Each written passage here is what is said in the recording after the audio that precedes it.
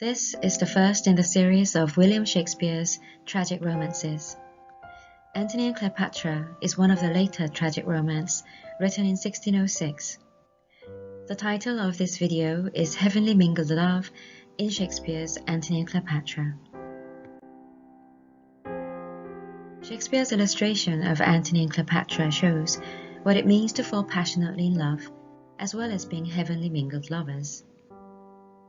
In contrast to the youthful love of Romeo and Juliet, in Antony and Cleopatra, Shakespeare depicts a couple that embraces the qualities of the East and West by the continuous exchange of love that proves to be of infinite virtue and of infinite variety, two qualities that symbolize Rome and Egypt. In this video, we will look at love or falling in love, especially from Mark Antony's standpoint, as a somewhat mixed romantic hero of heavenly mingle exclaimed by Cleopatra herself. She initiated direct and indirect control over Antony, changing and evolving him into a lover as well as a hero. Throughout the play, Antony transmigrates between Romanized Egypt and Egyptianized Rome, and we're left to wonder about a new kind of mingled heroic human being. The word transmigrates, as used by Antony, when asked by his Roman friends what an Egyptian crocodile looks like, is portrayed as such that it is shaped like itself, and it is as broad as it hath breadth. It is just so high as it is, and moves with its own organs. It lives by that which nourisheth it, and the elements once out of it, it transmigrates. This description of the crocodile virtually sounds like Antony himself. When Cleopatra demands to know, "If it be love indeed, tell me how much," Antony answers back saying that he will need new heaven, new earth to express his love for her. Even Cleopatra and Antony did not quite recognize what their feelings were, as these were so new, so different, and so seductive. They had to redefine these new, irresistible emotions of love.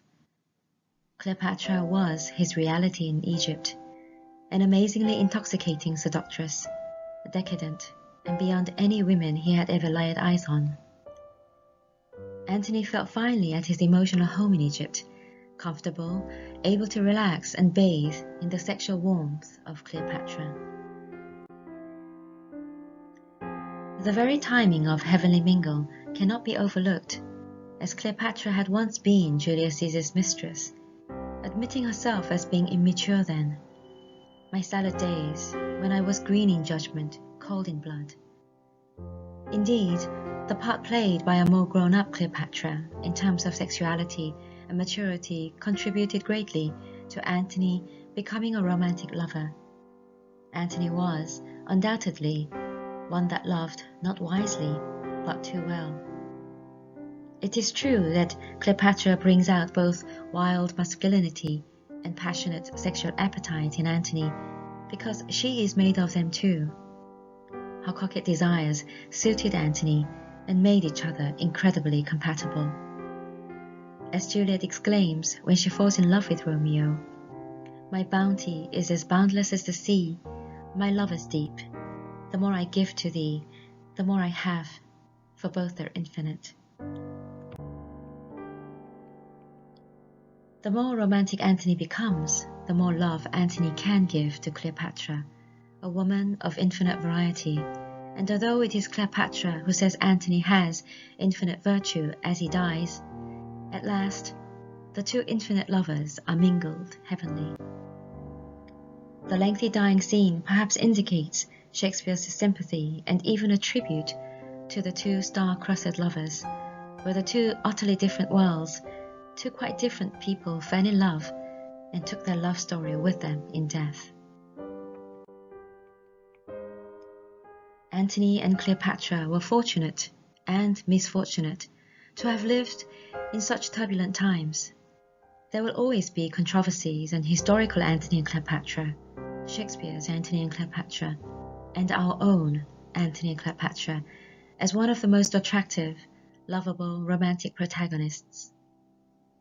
From the passionate, yet calculated funeral oration in Julius Caesar, Mark Antony had evolved into a passionate yet magnanimous lover of Cleopatra. He had expanded his ethos from a loyal Roman hero to an affectionate, giving and embracing lover. As Antony lay dying, an unknown soldier exclaims that the star has fallen, and when Cleopatra dies, her attendant cries, "O Eastern Star!" Rome and Egypt have finally lost their stars. Antony was Shakespeare's vicarious thrill and satisfaction of recreating a romantic hero that transcends time and space. Despite the tragic ending of Antony and Cleopatra, at least for them, death was probably only of this life, not an end, but the beginning of eternal love.